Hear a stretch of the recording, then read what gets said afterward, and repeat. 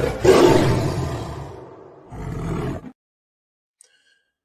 everybody, what's going on? It is Justin from Justin Paul Sports, and welcome to our Week 16 fantasy slash NFL preview, where we go over the week's games. Due to a medical emergency, my co-host Bobby will not be joining us this week, so we are just keeping him in our thoughts. He'll be okay; everything's going to be fine. But just sometimes some things happen, and prayers up to Bobby. So I hope everything goes well with him, and they will. He's talked to me. So nonetheless, let's recap a little bit of NFL that's gone on this week and a little touch of the college football playoff. First of all, the first round games, what did you guys think of them? I mean, we obviously saw Friday night. Alabama was my college football play of the week with the money line. Went down 17-0 early. Everybody was up in arms saying that it was Georgia 2.0, but then great teams show resilience and finish the job. Came back strong. Now they get a trip to the Rose Bowl to play Indiana, which ironically, after week 9, Indiana was saying, we want Bama, we want Bama. Well, be careful what you wish for. It might spoil your new year. So the Rose Bowl, January 1st, Alabama, Indiana, in Pasadena. We also saw Miami beat Texas A&M on the road.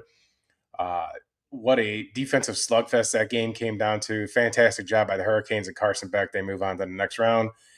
And we saw Ole Miss and Oregon handle business, but JMU did indeed get 400 yards of offense on Oregon. I think that might be something they need to address in the upcoming matchups. But this is an NFL show today, so what I'm going to do is I'm going to start going over. Well, let's go over Thursday night's game.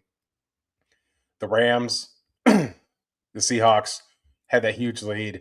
Seattle came roaring back. It's a testament to the Seahawks. It's their last home game of the season. Both those teams are vying for the number one overall seed.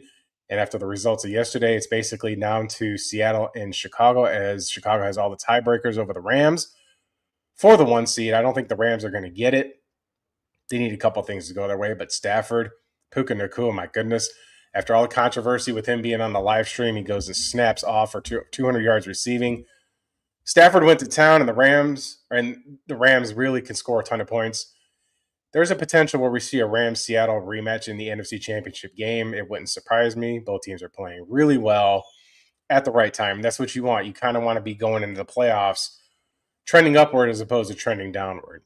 And then we got games yesterday. We saw the Commanders and the Eagles struggled in the first half. I know Eagles fans are calling Jake Elliott Missy Elliott for missing all those field goals, and it's really tough. Kicking is a hard game, especially when it's outside, and sometimes people expect everything to be automatic. And my favorite are when commenters say stuff like, all he's got to do is make the field goal. Well, can you make a 40-yard field goal under pressure in the wind? Well, that's just their job. It's true, but you don't make mistakes at work. There's no human element to what you do either. You're just going to be flawless all the time.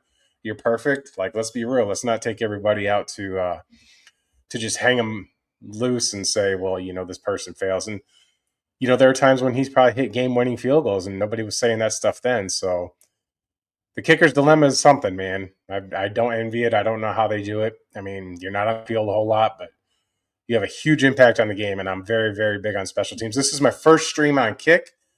I know I don't have any subs on Kick, but hopefully you tune in if you're there. I have 3 viewers. I want to thank you guys tuning in so much. So let's talk about the Packers and the Bears real quick yesterday. So obviously you see I'm wearing a Packers hat, but let's take the logos off the helmet for a minute. Let's just forget that. Let's just do an honest assessment of what happened yesterday. If these were two teams that you didn't see the helmets on, you would see that the Chicago Bears were truly lucky and fortunate to win that game yesterday. And nobody wants to hear it. Bears fans are just like, it's funny because the joke between me and my family is when Alabama loses, that's the only time people text me. I don't text people and rub it in when Alabama wins. But my sister, her boyfriend, and some family friends back in Chicago definitely had a lot to say about the Bears all of a sudden, sending me all this stuff. But they're not knowers of football. They don't understand that the improbability of what happened yesterday. It had to go, so many things had to break Chicago's way, and they all did. They all did, to where the Bears would win that game. 99 out of 100 times, the Bears winning that game doesn't happen. You have a Jordan Love injury in the first half, and then you're still getting cooked in the rushing game. Then we see Chicago. I mean, Caleb Williams looked awful. He looked awful, right? And it came down to they didn't even score a touchdown. They had no touchdowns. If Romeo Doubs gets that kick, right, then the Bears basically get the clock basically run down to under 40 seconds at that point. They had 2 timeouts. Their 2-minute warning had already passed. But to the Bears' credit, they got the ball back. They scored, tied the game on a 4th down play in the corner route of the end zone. He almost overthrew it, but they got it. Goes to overtime. Green Bay gets the ball. They're driving right down the field again. 4th and 1. Malik Willis fumbles the snap. Bears to get the turnover on downs. Throws that 48-yard bomb per touchdown. Believe me when I tell you, if you take the helmets off and you have no bias on who these players are, you would say that the winning team was fortunate to win. And that's not a sustainable winning method. They were dominated for a majority of the game, had a couple breaks, and it's fine. We're on to the next games and stuff like that. But Iceman, I don't think so. Like, it's not like you were the catalyst to them winning the football game. It was a lucky bounce, and then you proceeded to get things done right there. So shout out to Adikid for tuning in. Thank you so much, buddy. Welcome, 7 viewers. So I got to tell you guys, I don't have Bobby does all the graphics and stuff like that. And like I said, he is out today. So I'm going to do my best to kind of do a fantasy preview and a sports betting preview. So bear with me, have a little bit here. So what I'm going to do is I have to, let's see here. I'm going to share my screen. And what I'm going to do is go over what we got here with these games. So if we're looking first here, we're just going to go over the games. We're going to do some previews here. This is all courtesy of Don Best. I want YouTube to know that I don't, only do this for entertainment purposes only. I'm not going to promise you wins or nothing like that. I have to be very careful. I've already got a strike on my channel, and we definitely don't want to do that. So, but let's go over the games first. First game we got is Buffalo at Cleveland. We see it's a 10.5-point line. I think this line is a little bit high, but I think that what we're doing here is there's an overreaction to Shedeur Sanders getting kind of pummeled, and his attitude and his antics about Jerry Jeudy, you need to make the play and this and that, those kind of things going on. Some of that stuff can carry over to the next week. I think 10.5 points is a lot on the road against a defense who hasn't really quit. The Browns, that team is in turmoil as far as the quarterback position. I suspect that I don't think they're going to fire Stefanski, and I think what they'll do is they've already said they're going to let Shedeur ride out the rest of the season. The next 3 games, they're going to evaluate him. Next season, they still have Deshaun Watson come on and be their quarterback next year, and that's a smart play. He's a veteran. I know everybody wants to make all the Deshaun Watson jokes and things along that sort, but you hit your veteran quarterback in there and you draft one. And I think that you'll see Dillon Gabriel or Shedeur Sanders, or possibly both, off the team next year. More so, I think, Shedeur, because he's the later pick, but he's got more production than Dillon Gabriel. I think the Browns take a court, depending on where their draft pick lands and things of that sort. Because I don't want to fully blame Stefanski. I know Browns fans want to blame that guy, but they've got a Super Bowl roster. They're a quarterback away. They got their running back. They can use another wide receiver, but they've got their tight end. They've got an elite defense. So it's those kind of things that are going on. He's taken the Browns to the playoffs twice. So running that guy out of Cleveland isn't the smart tab. Have just a little more patience. They whiffed on Deshaun Watson. Get him out there next year. Develop your quarterback. I wouldn't quit on Stefanski there. As far as Buffalo, they're trying, to proceed to make the playoffs. And, they've kind of been a little bit of a let me see if I can pull off the playoff picture here. They've kind of been trending down a little bit. I just don't feel super strong about them. I thought they would be a very strong candidate for the Super Bowl, and it just doesn't quite feel that way. Let's take a look. I'm trying to find a good photo here for the playoff picture. Let's see what we got here. So we'll get to that in a minute. But nonetheless, I think that the Bills don't cover 10.5. I mean, Josh Allen is an elite quarterback. James Cook is running the ball very well. But we're going to see what the Browns defense wants to do. Sometimes these teams want to play spoiler and do those kinds of things. And when you're a double-digit favor late in the season, you tend to rest on your laurels a little bit. I mean, nobody in the East it's either Buffalo or New England. So the Bills might just be mindful to say we're just gonna stick where we're at. I don't think that they're gonna catch the division title, but they're gonna try to do it. But I don't think 10.5 points is gonna be enough. Let me see if I can hear. I really want to pull off some playoff pictures, but man, everything's outdated. So let me try one more thing here. Pull up ESPN.com. I want to thank you guys so much for tuning in. NFL standings. Excuse me. All right, so let's cut to another screen here. And pardon me while I do all this, because let's see what we got here. All right. So what we got here is the NFL standings, and I've done this by conference. And we're taking a look here. This is AFC, and we've got all of our teams that are eliminated, as we can see right here. Broncos are currently in pace for the 1 seed. They're the only team to clinch a playoff spot. Buffalo is in that 6th spot. They're 10-4, and they're a game behind the Patriots. They have to go on the road to the Browns, and I think that with the Browns, you're going to get. I think it's going to be closer than people think. I do. I mean, the Bills were very fortunate to beat the Bengals. You know, they just had miracle on ice with those picks late in the game and Joe Burrow and frustrating him and things of that sort. But nonetheless, we move on. So we go on to the next game here. So give me Cleveland. Give me Cleveland to cover 10.5 here. I like that play. Next game. This is a game that people just really aren't going to care about unless you're in those local markets with the Jets and the Saints. Saints are -6.5, and I think this is a quarterback situation here. Brady Cook getting his second start for the Jets. However, New Orleans is the home team, and Tyler Shuck has kind of shown a little bit of flair here and there. There's not a lot of expectation here for the Saints. I think 6.5 is an okay line. No Kamara in this game. They're going to be running Audric Estime in the backfield. I think that 6.5 is pretty generous, though. The lines, I think the Jets can somehow keep it within 6.5. Both these teams are kind of just playing for their pride and finishing out the schedule. Don't want any major injuries. We don't have a lot of starters out there. I'm just going to take the Jets to get within 6.5. It's not a game that I really want to do too much of a preview about. As far as fantasy implications, none of those teams really have anybody that's worth a whole lot.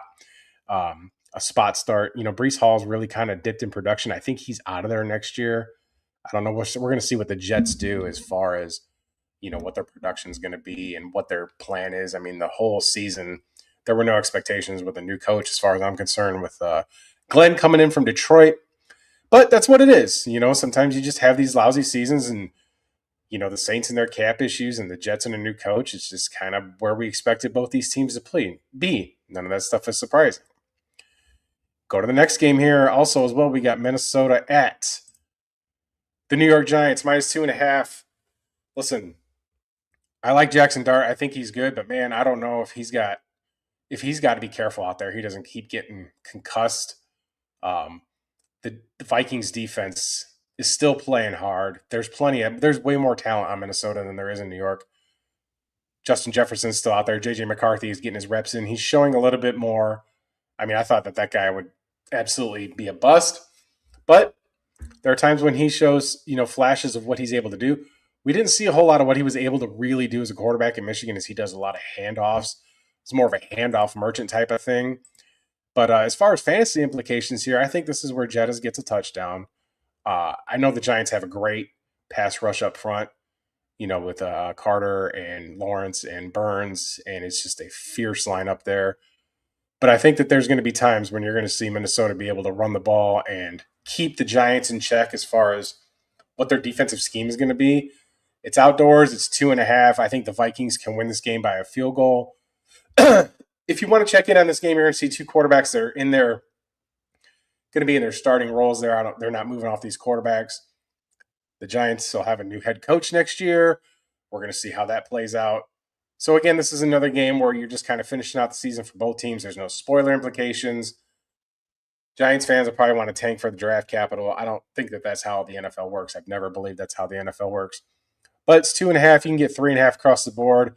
I would stay away from 3.5. I would go with the 2.5 here. Keep it within a field goal. I think it's a game-winning field goal for the Vikings. Oh, that's hard to say. But let's go on to the next game. I got 8 viewers. Thank you guys so much. Oh, and fantasy implications. I also think you could put Aaron Jones in there, even though he can get injured. I mean, when he's with the Packers, he was super productive, but towards his last couple seasons, he missed time. It's part of why they brought Josh Jacobs in there, because of just being young and healthy and things along that sort. As far as the Giants, you can start Jackson Dart. You can start Wandale, but there really isn't a whole lot to go on thereafter just because the Vikings defense has the ability to make quarterbacks' lives a living hell. So without Scadaboo, without Malik Neighbors, the Giants are a wait till next year as far as fantasy implications. Tough sledding in New York. It's just been a tough season for them. But that was to be expected. But they were exciting when they had Scadaboo in there with Dart. So, and they got off Russell Wilson, who I fully expect to be out of the NFL at the end of the year. I don't think he's got the wherewithal to sit on the bench. So let's go to the next matchup here. Tampa Bay at Carolina. This is a humongous NFC South matchup. The Panthers at home. 3-point dogs. I'm going to take the money line here. I like the Panthers to win this game outright. If we take a look here at the standings here in the AFC, let's take a look at the division, mind you. So we're in the the NFC South, and this division's up for grabs. These two teams are eliminated. This is humongous. Best game on the noon slate. The Panthers have, when we did our NFL season preview at the beginning of the season, I said that the Panthers were a potential candidate to sneak into the playoffs as a 7 seed, and I don't think that they can do that at this point. I think it'll come down to, well, obviously they haven't been eliminated, and maybe it's just elimination due to the fact that they can win the division. But I like Bryce Young at home here. I like Ted McMillan, but everybody in Tampa's coming back. And I think that's why they're favored. You got Godwin's in. Mike Evans is back. He showed up last week, balled out. They've got Emeka Egbuka. Bucky Irving's in. I can easily see why the Bucs are 3-point favorites, but I think that the Panthers somehow pull this off at home. I'm going to take the Panthers plus the points. I think that this is a little bit of a turning point for them. If we look at the playoff here, for the NFC, I mean, the Panthers can still technically get into the 7 seed. They do have a tiebreaker over Green Bay because they did win in Green Bay. But if the Packers win one more game, the Panthers would be eliminated from wild card contention and would have to win the South to win out. They've also got the lead on Tampa, but I don't know how the tiebreakers are there. And we got some interesting matchups next week, like the Bears play the 49ers. That's going to be a tremendously impactful game. But we'll get to those games. We're talking about this game right here. So I'm going to take the Panthers plus 3, maybe a little money line sprinkle, but I think I'd take the points more than just the money line. Just want to check in. I've got 9 viewers right now. Thank you so much for tuning in. Again, Bobby is out right now. He is not feeling it's not him. There's a medical issue that he could not make today's show. So we just want to say thank you, Bobby. We're hang in there, guys. We're going to get there. I'll put a little music on. So we're talking NFL on this without all my statistics. So, but this is going to be the game of the morning. I think looking at all the rest of the matchups here, this one has the most implication. It could honestly be in this 3 o'clock spot as well because it is the game of the day with the most. This one's got a lot going on with it as well as far as playoff positioning, but it's going to be fun. Make sure you tune in to NFL Red Zone. That's what I'll do, especially when the Packers don't play on the morning or the mid-afternoon slot. When the Packers are on Thursday, an off day or a holiday or prime time, I love watching Red Zone all day. I don't have to change channel. Just sit back, relax, and watch some NFL football, y'all. Excuse me, I was under the weather for the last few days, so it's been going around. Getting a little bit of fever, a little NFL fever. So, again, thank you guys for tuning in. I know this show is kind of impromptu, a little bit short, 20 minutes in. Let's move on to the next game. Let's talk about the Chiefs. The Chiefs. Man, how many of you people out there are absolutely filled with joy that Kansas City has absolutely been eliminated from playoff contention? I know there's a lot of you haters out there. I know there is. Me personally, I'm indifferent to the Chiefs. I'm not a fan of a team in the AFC West. I think that great football needs to be appreciated, not hated on. I do. And let's just be real. The Chiefs this year, I thought last year was going to be when they had this kind of season. And there's been things that have kind of led to this. I mean, there is no running game in Kansas City. Defensively, that's what's kept them in the game. And Mahomes has kind of fell back a little bit.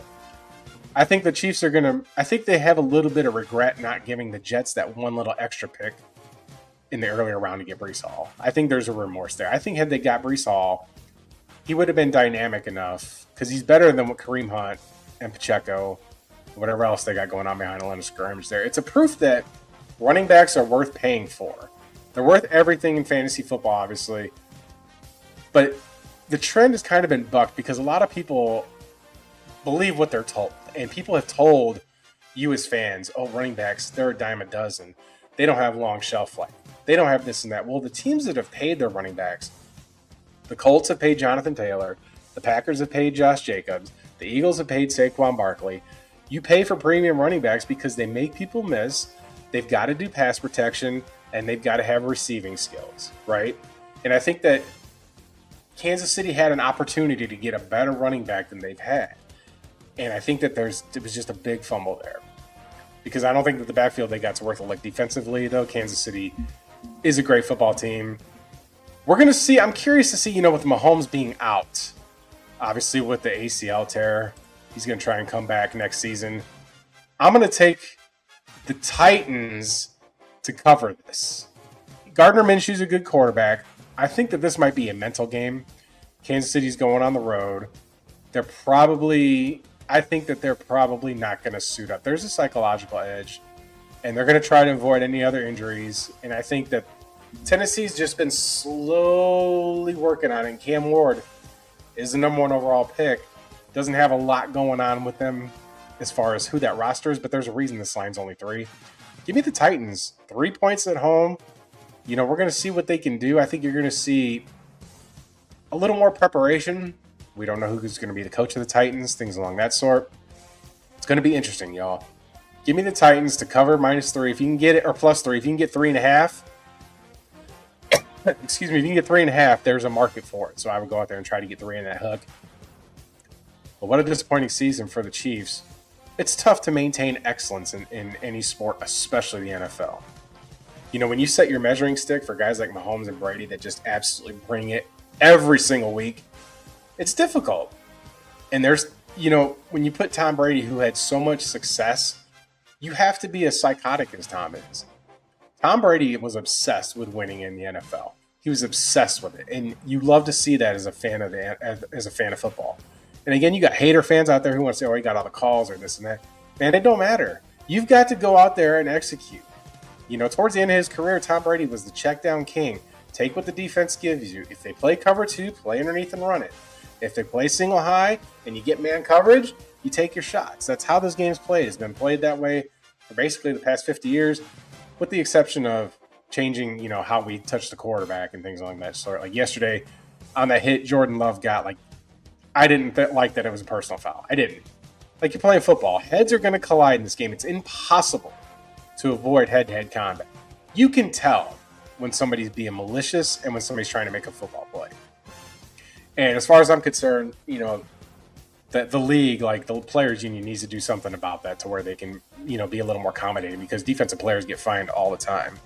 All right, so I got a fantasy question here. Thanks for tuning in to SL3190. Good morning. PPR format for flex. Start Michael Wilson, Marvin Harrison Jr., or RJ Harvey. I think what I would do here is the Cardinals. Who the Cardinals got today? They're hosting the Falcons, and the Falcons secondary is atrocious. Marvin Harrison Jr. is good to go today. I think that I would start Marvin Harrison in this spot. I think I would start Marvin Harrison. RJ Harvey, Denver's hosting Jacksonville. I'm not super high on RJ Harvey. I know if Bobby was here, he would say RJ, but I would go with Marvin Harrison. I think this might be a game where he gets things going. Jacoby Brissett has shown that he can throw for 300 yards a game. Bryce Young carved up this Falcons defense. I think there's opportunity on the Cardinals to get a ton of fantasy points. So thanks for tuning in.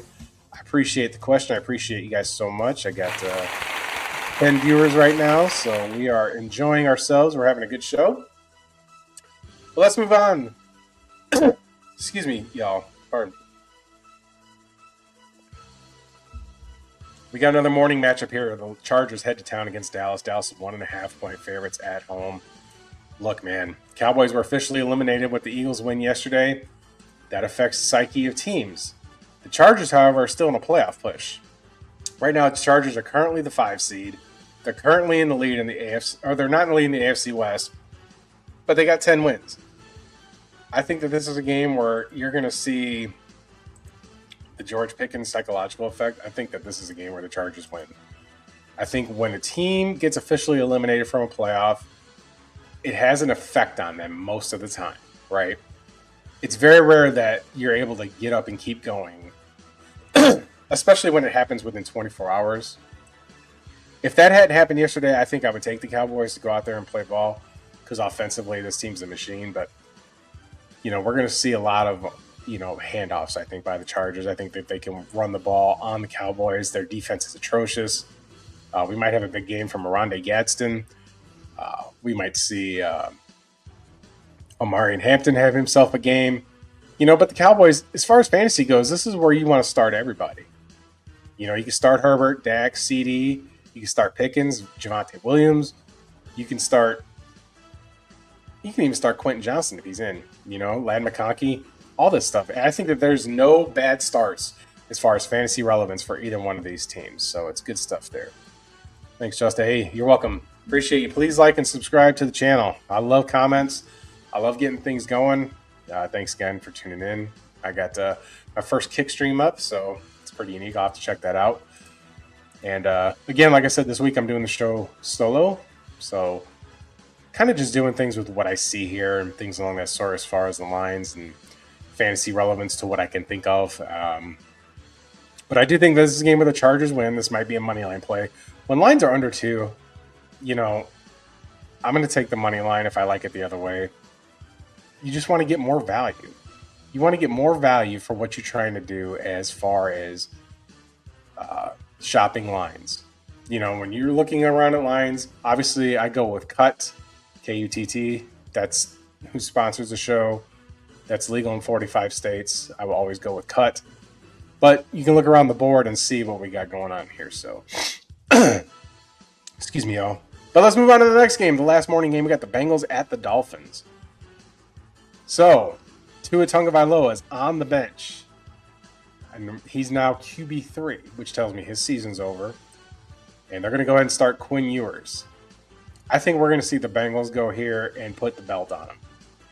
You can get it at -3.5, some spots -4. I'll take the lower point I can get here. Listen, a lot of circumstance with Joe Burrow saying things along the lines of, how his season's going and how he's feeling and, am I having fun or this and that.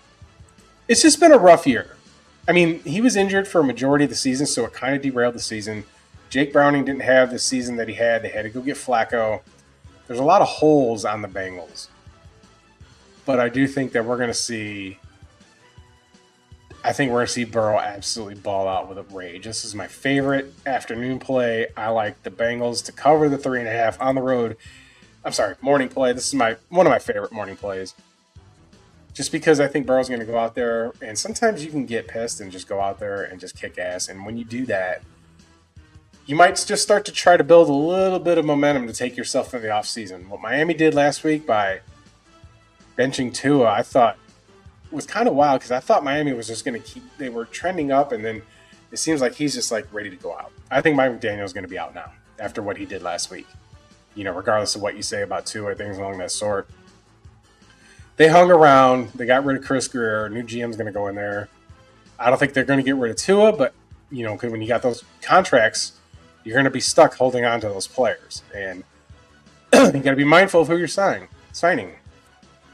I'm a Tua fan. Obviously, I'm an Alabama fan, but I think that you can win with him. I know a lot of people make fun of his noodle arm and because of his injury history and the concussions and things along that sort.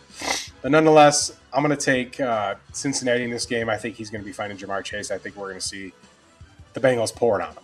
I do. I feel like this is an opportunity here to get things a little bit in the better side of Cincinnati. We're going to see what they're going to do with Zach Taylor. I mean, he did take the Bengals to the Super Bowl. We're going to see what their situation is defensively next season in the offseason.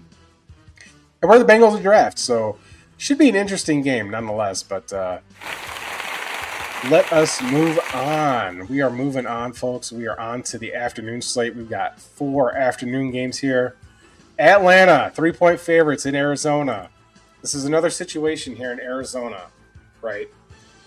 They're this close, right? Cardinals fans don't want to hear. They're this close.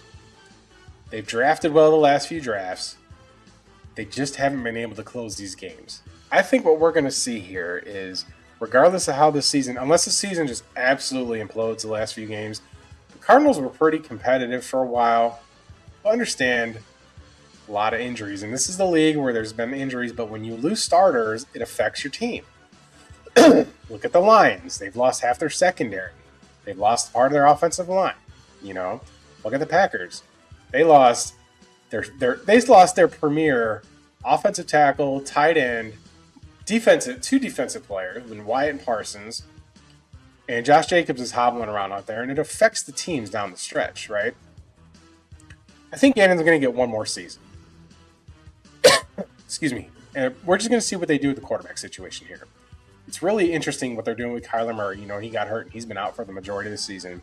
And we see how different the Cardinals play football when they've got more of a traditional pro-style quarterback, opposed to what Kyler Murray is, which is running around and doing a lot of things on the run, making quick reads and taking off. I think the Kyler Murray era in Arizona is over. I think it's over. It's not working out here. I think that they can deal him. Pittsburgh Steelers are going to need a quarterback, folks, because they have no plan. Aaron Rodgers is maybe one more year. Are they going to draft, or can they get somebody else there? I think that might be a spot where Kyler Murray could fit in. Or we could try the New Orleans Saints. Are they going to stick with Tyler Shuck? I think there's opportunities out there. There's going to be a team that's going to take a chance on Kyler Murray. Heisman Trophy winner, number 1 overall, can make plays with his legs. His height has always been his Achilles heel. And when you're not making the playoffs and you've been here 7 seasons, it might be time to move on. And sometimes this is how life works. It could be a relationship. It could be anything. It could be a job. It could be time to move on from this house or time to move on from that. Nothing is permanent, folks. It's kind of like the key to life. It's only permanent if you make it permanent. Like friendships fade, all this stuff. I know it's not football discussion there, but it could just be time. And it doesn't have to be like a bad thing. It just didn't work. And you can just go out there, get some draft capital for Kyler if you can. I mean, the Jets could probably take him. The Jets have plenty of draft capital. That might be a team that goes and gets Kyler Murray, Get some first-round picks for him, and then both teams can get what they need. And then it leads to a quarterback rebuild in Arizona, but you could sign Brissett to be your starter next season and mentor your quarterback. He knows what he is. There's a reason why quarterbacks, when they get in a certain stage of their career, they know what they are. It's very rare you get a Baker situation or a Darnold situation where you have this career resurrection, and I'm glad that they did because they're both elite quarterbacks. There's zero doubt that they've both turned it around and showed that they can play this game. But I think that's what Arizona's going to do here. I know I spent a lot of time talking about the Cardinals. The Falcons are kind of in the same boat. It's a good thing they signed Kirk Cousins, even though they played him late and Penix got injured and they're out of the playoff picture, but they had the veteran there, but he wasn't playing. And that veteran's costing a lot of money, though. It's a lot of money to pay for Kirk Cousins opposed to what you're paying Jacoby Brissett. So Cardinals have an opportunity. I think I'm forecasting for them to sell Kyler. The Jets might be serious suitors there. He's still young. This isn't an Aaron Rodgers situation. But you don't know what kind of offense Aaron Glenn wants to run. We're going to find out. It's intriguing. As far as Atlanta, they've got some great players on offense. We see Kyle Pitts had a career game last week, 3 touchdowns. You got to throw him the ball. I think the Falcons realized, what are we doing? Arthur Smith was foolish to not throw that guy the ball. Everybody wanted to blame Kyle Pitts, and I'm standing up for him and saying he's a start. He's still young. He's still only 26. There's opportunities there. He's a big receiving tight end. Humongous red zone target. We're going to see what they do as far as extending Kyle Pitts, if they do anything along those sorts. I don't know if his option's up or not. But the Falcons have to decide what they want to be offensively. They got an elite player in Bijan Robinson. They got James Pierce in the draft to help with that pass rush. But defensively, they've got issues. That's where I expect them to go in the draft. But as far as the game goes, I'm going to take Arizona. I'm going to take the Cardinals to win the game at home. I think they just put it together. I mean, look at this total; it's massive for two lousy teams. 48 points is just ridiculous. Um, Give me the Cardinals to win the game at home. I was thinking about going. Tickets are only $20. I live in the Arizona area, but nonetheless, we'll move on to our next game here. Jacksonville Jaguars heading on the road to the Denver Broncos. Folks, this is a potential playoff preview. If we take a look here at, oh my goodness, I've been sharing the ESPN tab. So this is what I was talking about here, Jacksonville at Denver. First of all, here is the line, 48.5, -3. I'm taking the Cardinals here. We move here to Jacksonville at Denver. This is 3.5 for the Broncos at home. We saw Green Bay had a lead on this team until the Micah Parsons injury. And that effectively changed the game, and the Broncos did end up winning a tough game at home, and that's a testament to them. It's no excuse. Denver just found a way to win the game. It wasn't like the game last night where they had some miracle stuff go their way. Denver just showed comeback and resilience and won the football game. And the Broncos have absolutely earned that 1 seed. I'm going to go back to this. This is where we're at as far as the AFC playoff picture. Denver is still trying to get that 1 seed. They've got a 1-game lead here. If they win again, it really puts them in the driver's seat. The Patriots would have to win the next 2, and the Broncos would have to lose one of the next 2 to overtake that.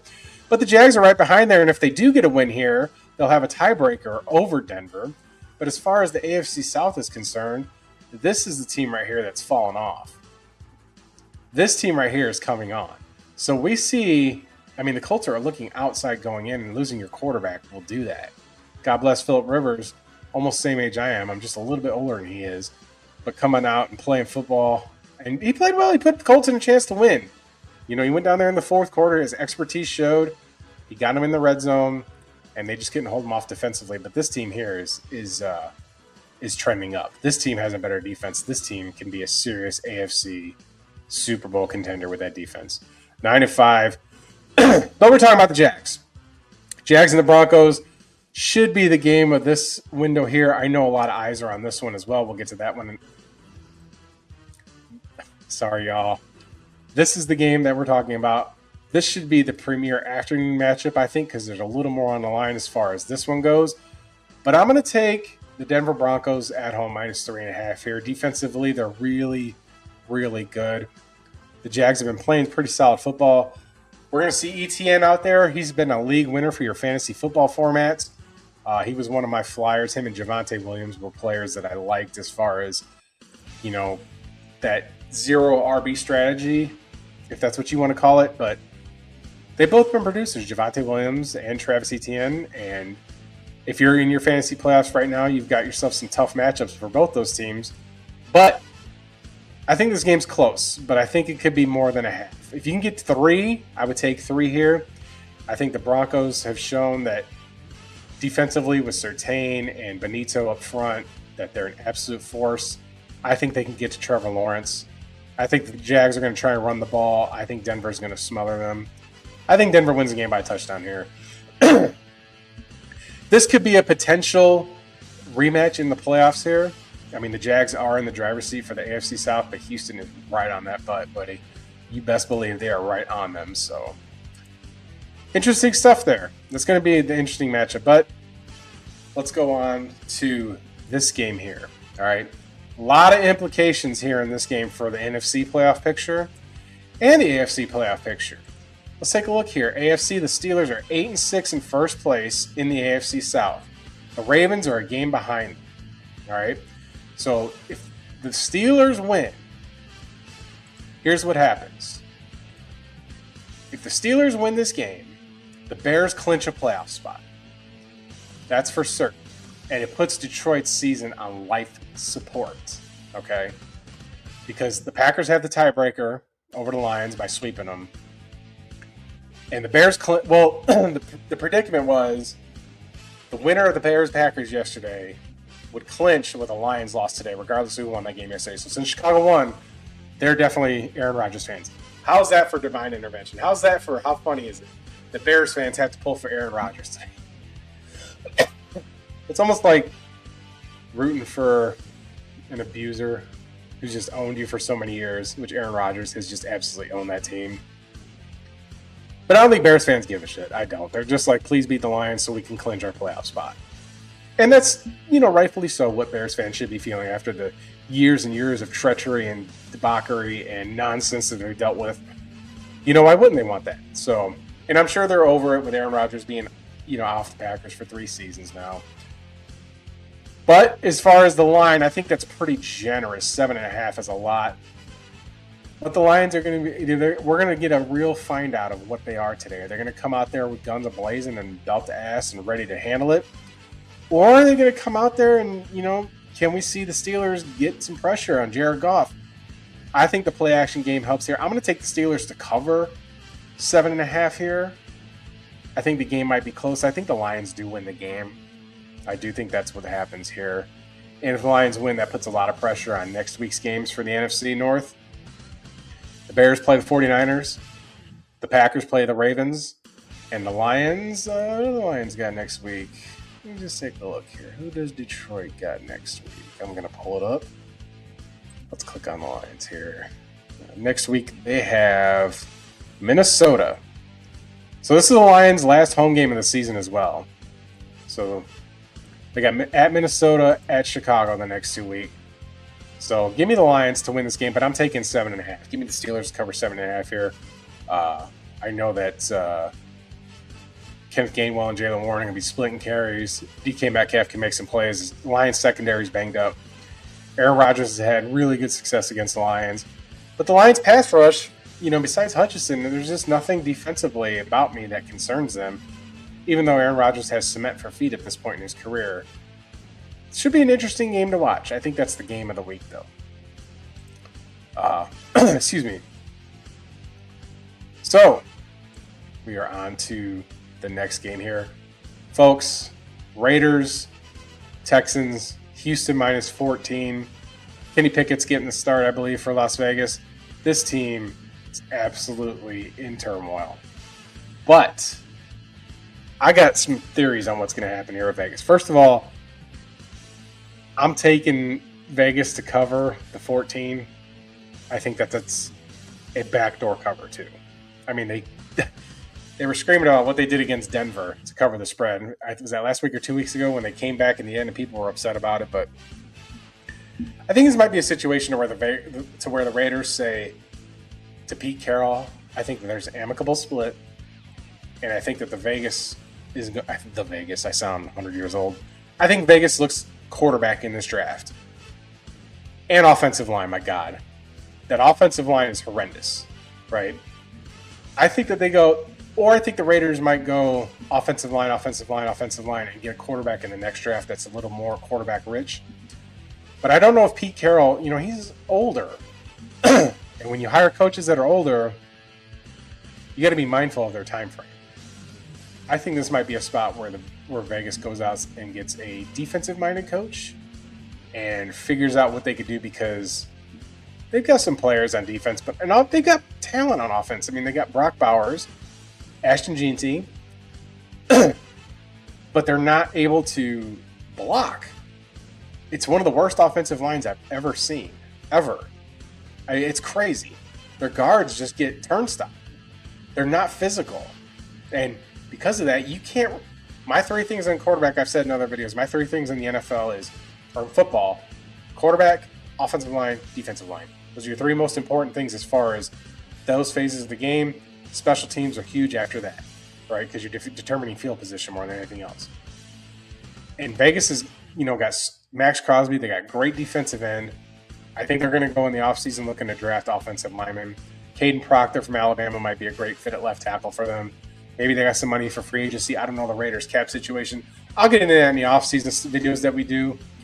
But nonetheless, I'm going to take Vegas to cover this somehow. I mean, look at this. You're telling me Houston's a 14-point favorite and the total is 39? That is a crazy combination of numbers to have. They're telling you that they think Houston is going to dominate. But they're also telling you that they don't think Las Vegas can even get a touchdown.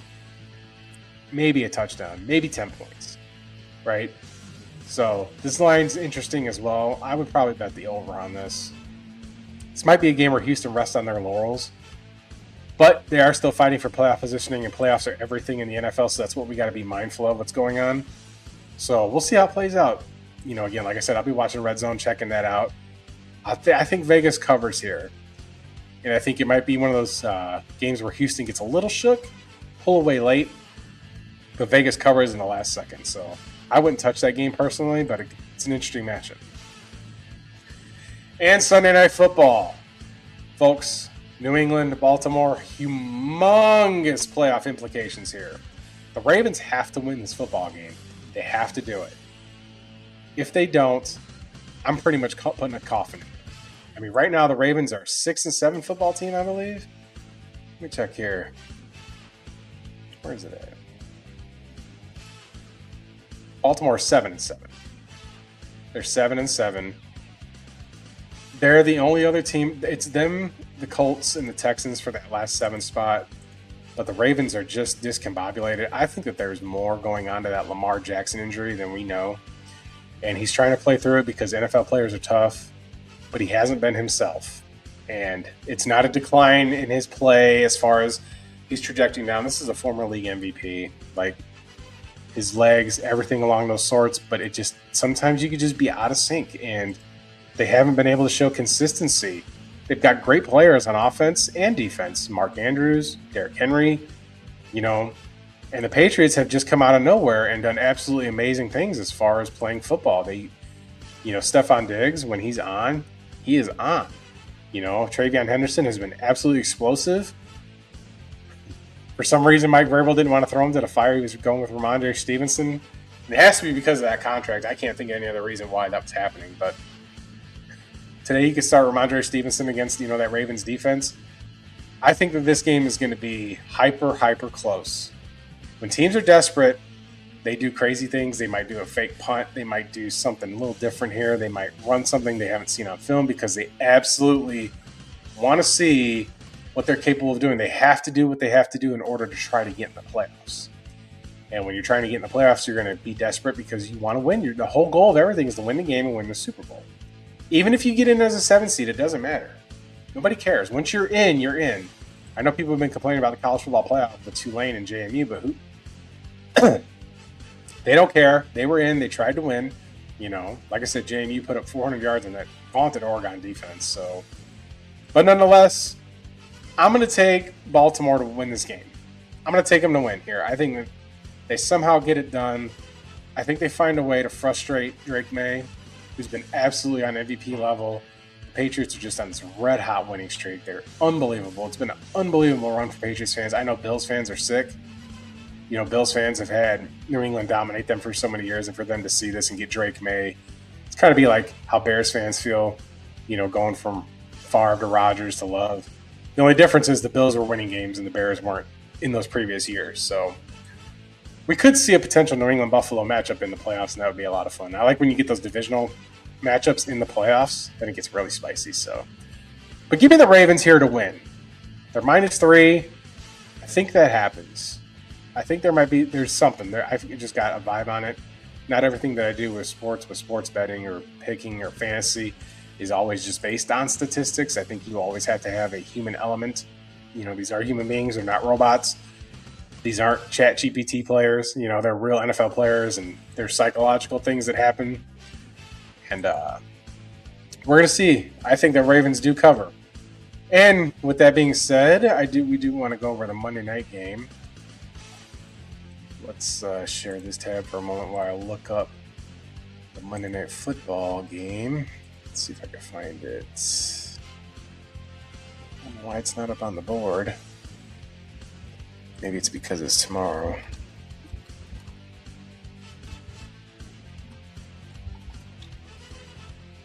Bear with me, folks. Let's see what we got here. Just a moment.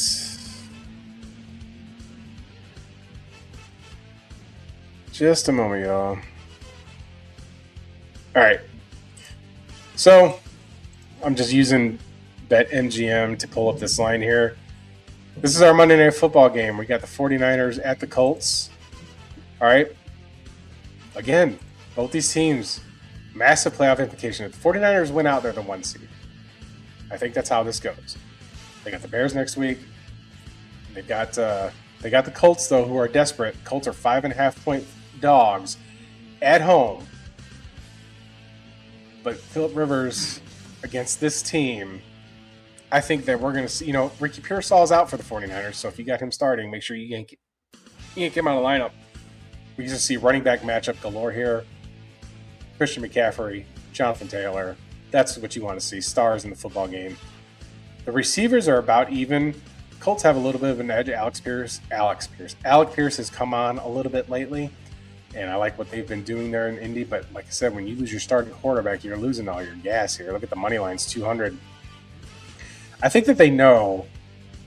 I think the 49ers win this game outright. I think they win it by a touchdown. I think we're going to see them slow the game down without Pearsall in there, and you're going to see Kittle, I think, have go himself off. George Kittle's going to do well. The Colts pass rush can be something, but I'll tell you what, the Colts offensive line is going to open up holes for Taylor. Give me the 49ers to win this game. I think Brock Purdy can, he's Jimmy Garoppolo's quarterback is what he is. So he's not going to lose you football games. He's not going to have the electric throws down the field.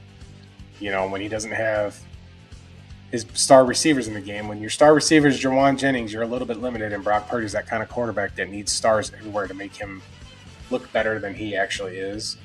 And it's an interesting matchup here. Colts season is on life support. 49ers is not. But I think the 49ers go on the road in Indy. I think the vibe's going to be good, but I think it's a late touchdown. I think it might be a pick six here. Something happens where San Francisco pulls out the game. I'm going to take the 49ers late at 5.5. For those of you that know, I'm not a 49ers fan by any stretch of the imagination. But I will be next week. I want them to beat Chicago next week because that puts the Packers definitely back in the spot to try and win the NFC North. Folks, that is the show for today. I did it on a limited basis with what was going on with some things with Bobby. Like I said, everything's going to be all right with him. He should be back next week. And I hope you guys enjoy the NFL, enjoy the college football playoffs next week. Let's just take a quick peek at the college football playoff. So just a moment.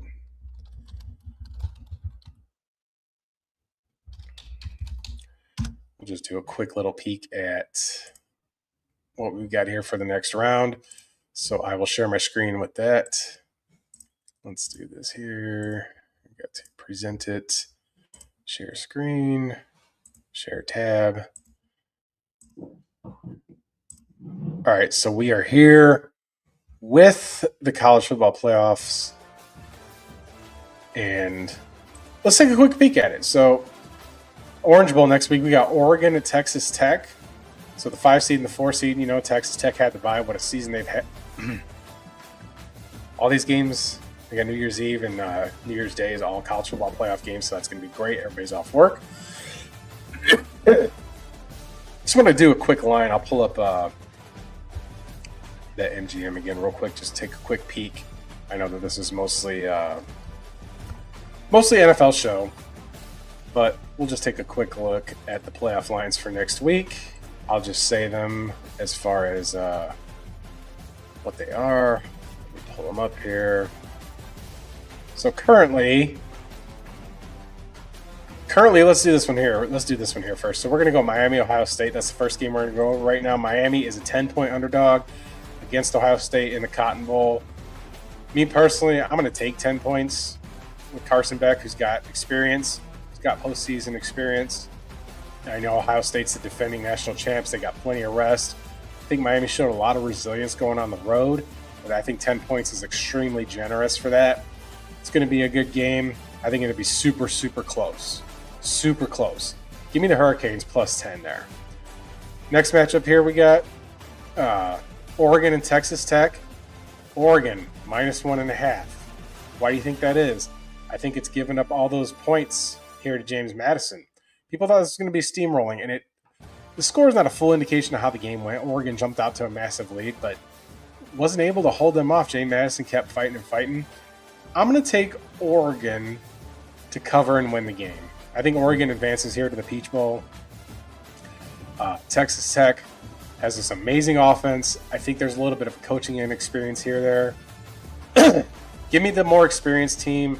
This isn't last year's Oregon's team. We're going to see Dan Lanning and the Oregon Ducks advance here to the Chick-fil-A Bowl. Next game here, Alabama, Indiana, Alabama +7. I think Alabama's got, as the term is, Indiana doesn't have the horses, in my opinion. Now, Kurt Cignetti, they're the only undefeated team. They got 2 quality wins, one against Oregon in Oregon, and the Big Ten Championship against Ohio State. But I think here, I'm going to go with Kalen DeBoer as far as experience in the postseason. This is Indiana's first playoff game. This is Kurt Cignetti's first playoff game. We've seen Indiana be fundamentally sound and play great football. I think Alabama upsets them here. I've been wanting this matchup all week. Indiana's poor scheduling has favored them as far as playoff positioning. Alabama's way more battle-tested. I think the game's close. I think Alabama wins. I'm taking the money line, but I would definitely take 7. I think 7's really generous. I think a lot of people have Alabama fatigue, and I think we see Dan Lanning against Kalen DeBoer in the Peach Bowl, and that's a previous matchup of the Pac-12 with Oregon and former Washington coach Kalen DeBoer is 3-0 against Dan Lanning. So give me the coaching here, and I think Alabama's defense will make Fernando Mendoza give him a day. And let's move on to our last game, another SEC matchup here in the Sugar Bowl. Ole Miss heads to Georgia. Georgia is a 7-point favorite. I think that's right. I think Georgia steamrolls this team. Pete Golding is a wild, wild man. Some of the things he says post-game press, were funny, but I liked what he said. They were asking him, what's changed around here? And he said, we don't have that basketball hoop anymore. I guess prior Ole Miss and Lane Kiffin had that basketball hoop when they get turnovers and stuff like that. But nonetheless, I think Georgia can cover that. I think the Bulldogs win the game. We see Georgia. I think we see Georgia in Miami here and Alabama and Oregon here. That's how I feel about the college football games. So, with that being said, folks, I'm going to wrap this up. I have 12 viewers. I want to thank you guys so much for joining me. And we will be back next Sunday, 9 a.m. Eastern, to talk NFL as we have a better update as far as what's going on for the NFL playoff picture. As the NFL season winds down, we're going to see who's in, who's out, any eliminations. We will have Bobby back next week. I'm certain of it with all our graphics. And we will definitely take your questions. I want to thank you guys again one more time for tuning in. So enjoy the games the rest of the day. And the Bears did get absolutely, absolutely lucky. Lucky. Be honest about it, Bears fans. That was if it wasn't your team, you'd be like, man, they did it. But good luck next week against the 49ers. Good luck.